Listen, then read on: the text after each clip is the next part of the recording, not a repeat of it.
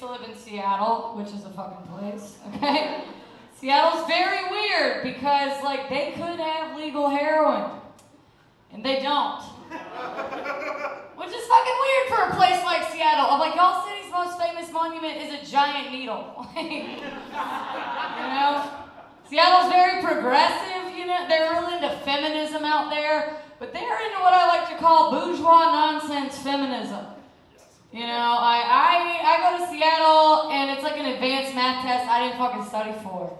I don't know what they're talking about. You know? They're like, yeah, we're Seattle, we're feminists. We don't know how to solve the wage gap or get along with each other, but we spell women with an X. Yeah, women with an X, like Latinx, but women, right? Women with an X. Who the fuck is that for? What is that? Trans men aren't women with an X? Non-binary people aren't women with an X? Phonetically, doesn't make sense. What is it? We Mexican? We Mexican? What are you guys doing over here? Like, I originally grew up in Alabama, so I'm more of an Alabama feminist. I'm like, yeah, they don't even know all their rights down there. Like, we're behind, dude. And then I moved to Denver, Colorado, which I don't know if you know this, they're the community college of feminism. They're kind of like, they're almost there. Like, we don't know what patriarchy is or nothing, but women are cool, right? They're neat. We're just a little bit more into fish than Slater Kinney out here, man. Hang loose, brother or sister. I don't know. I'm figuring it out. I'm what you call a small titty goth girl. I got small tits and I wear a bunch of clown makeup. Real Rorschach test of a hot person. You know what you're going home with. You do not know what you're waking up with. Well, this face, it changes like my sexuality, all right? I'm also bisexual. We've established we got some bi people in the room. I'm bisexual. We all know what that means. It means I'm going to the meat market. I got no dietary restrictions. That's a gross way to describe myself. I didn't have to say that. I'm bisexual. It just means I get tested all the time. No, I was feeling like a fraud of a bisexual because I hadn't had sex with a woman in a while, right? Like, my license had expired. And the time it had been since I had sex with a woman, some of you are like, am I even still into this? Am I a liar? Who am I? I don't know. So I went out and I hooked up with a big titty goth girl, as you do. We attract each other. And I did it, man. I got in there, all right? I was eating pussy. I was like, hell yeah, I am a queer after all. Look at me. I'm doing it. I'm eating her pussy. She didn't go down on me. Yeah, right? What a fucking bitch. That's how you know you're really a bisexual, because that's like she dished me for a guy the next day. That's what it's all about, bisexuality. The heartbreak, deception, picking out the blue M&Ms. There's like this culture, there's all these memes about being bisexual now. They're like, oh, if you're fucking this one guy but you have 320 Facebook girlfriends, you might be bisexual. I'm like, no, you might be bisexual if you eat my fucking pussy. Then you might be. Then maybe you are. I don't know. There's a new term the queer kids are using called asking for receipts. You know, you shouldn't ask for receipts. Queer kids shouldn't have to prove that they've had gay sex. I'm like, all right, yeah. You know, I wasn't asking for a receipt, bitch. I was just asking to split the check. Anyway, I'm also polyamorous. Anybody into that? I'm polyamorous, only in theory. You know? Like, I don't have partners.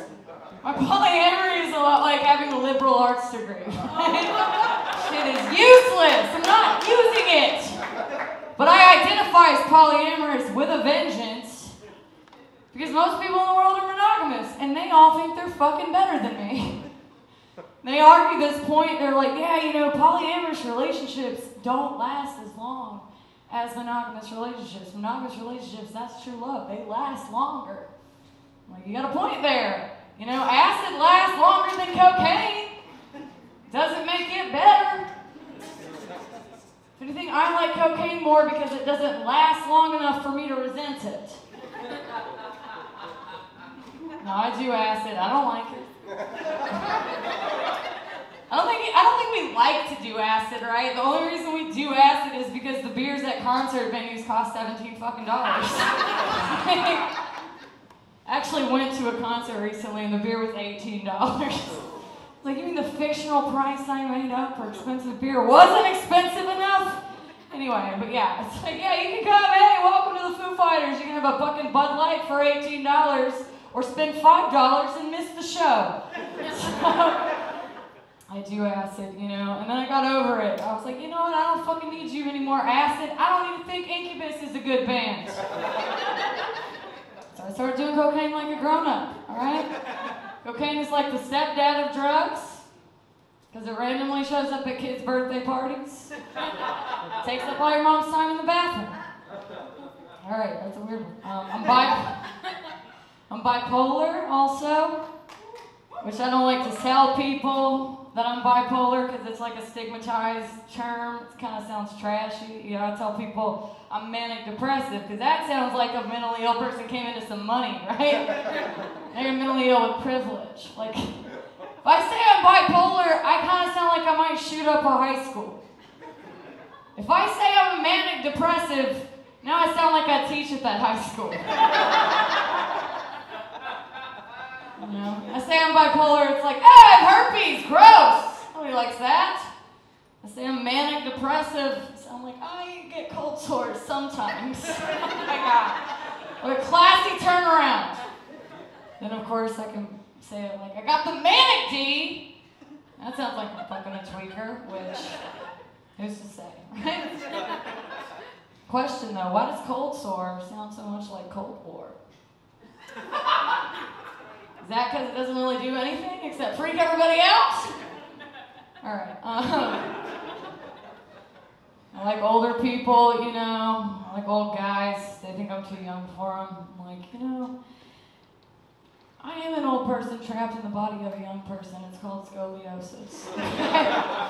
I can hang with you. What do I need to know, man? They're like, I don't think you're going to get my references, little millennial. I'm like, what do I need to know? Members of Poison that aren't Bret Michaels?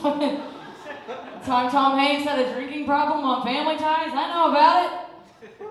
What the fuck do you know, man? You don't even know why it's a faux pas to like your own statuses on Facebook. That's why old people, young people, we should date, right? Like, I teach you how to use Facebook. You can teach me why Caddyshack is supposed to be fun. Okay, Evan Piper, thank you so much.